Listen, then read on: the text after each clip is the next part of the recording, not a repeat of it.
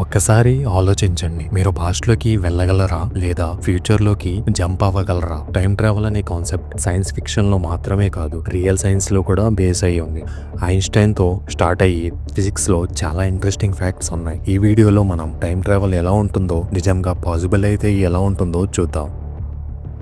ముందు మనం time travel అంటే ఏంటో తెలుసుకుందాం. సింపుల్గా చెప్పాలంటే టైం ట్రావెల్ అంటే మనం స్పేస్లో మూవ్ అయ్యేలాగే డిఫరెంట్ టైమ్స్లో మూవ్ అవ్వడం. సైన్స్ ప్రకారం స్పేస్ మరియు టైం కలిసి స్పేస్ టైం అనే ఒక వస్త్రంలో ఉంటుంది. నిజంగా అందరం ప్రతిరోజు ఒక సెకండ్ అండ్ పర్ సెకండ్ స్పీడ్లో ఫ్యూచర్లోకి ట్రావెల్ చేస్తున్నాం.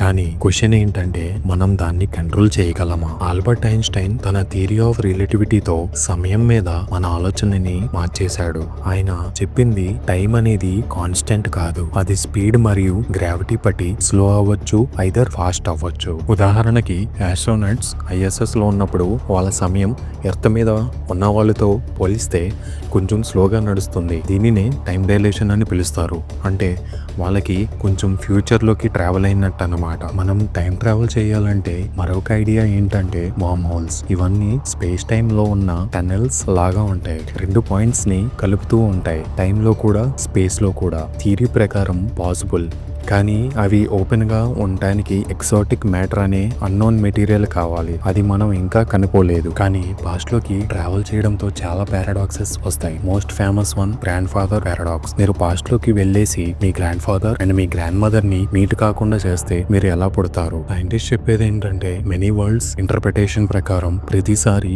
మీ డెసిషన్ ఒక కొత్త టైం లైన్ ని క్రియేట్ చేస్తుంది. అంటే పాస్ట్ ని మార్చలేం, కానీ ఆల్టర్నేట్ రియాలిటీ క్రియేట్ చేయవచ్చు. Real life experiments and future possibilities గురించి మాట్లాడుకుందాం. రియల్ లైఫ్ లో సైంటిస్ట్స్ ఆల్రెడీ కొన్ని small forms of time manipulations ని చేశారు.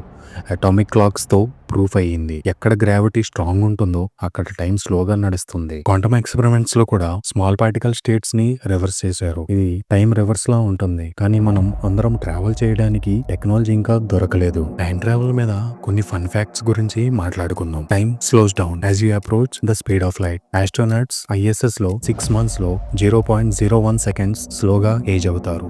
వార్మ్ హోల్స్ ఫస్ట్ ఐన్స్టైన్ మరియు రోజన్ 1935 లో థియరైజ్ చేశారు. స్టీఫెన్ హాకింగ్ ఏం చెప్పాడంటే, టైం ట్రావెల్ కనుక ఒకవేళ పాసిబుల్ అయితే ఫ్యూచర్ నుంచి విజిటర్స్ ఆల్రెడీ వచ్చేవారు. కొన్ని real life time travel stories గురించి ఇప్పుడు తెలుసుకుందాం. టైం ట్రావెల్ అంటే అందరి మైండ్ లో ఉంటుంది కదా.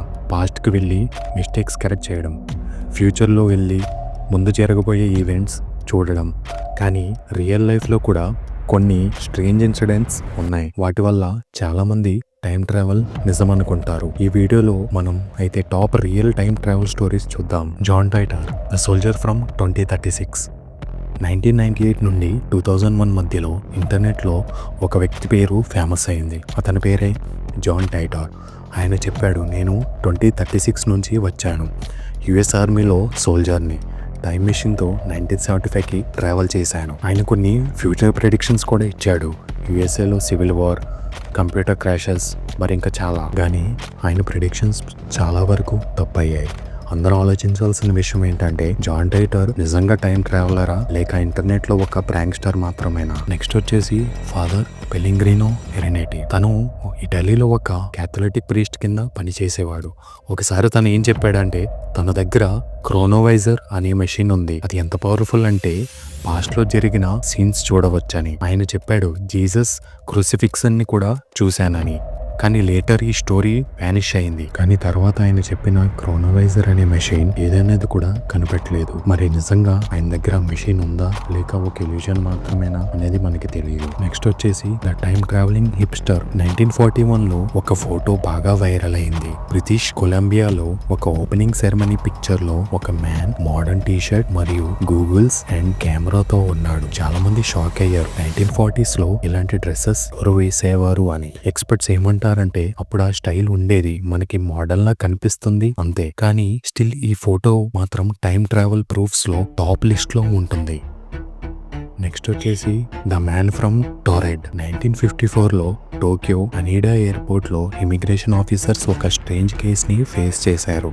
ఒక మ్యాన్ పాస్పోర్ట్ లో టారెడ్ అనే కంట్రీ నేమ్ ఉంది. ఆ కంట్రీ అనేది ఏ మ్యాప్ లో గానీ ఏ రికార్డ్ లో గానీ ఎక్కడా లేదు. ఆఫీసర్స్ ఆ పర్సన్ ని ఇన్వెస్టిగేషన్ కోసం ఒక రూమ్ లో పెట్టి ఉంచారు. నెక్స్ట్ డే మార్నింగ్ వచ్చి చూసేసరికి అతను మాయమైపోయాడు. ఈ స్టోరీ ఇప్పటికీ ఒక మిస్టరీగా ఉండిపోయింది. కానీ కొంతమంది ఏమంటారంటే అతను ప్యారలల్ వరల్డ్ నుంచి వచ్చుంటాడేమో అని చెప్పి అంటారు.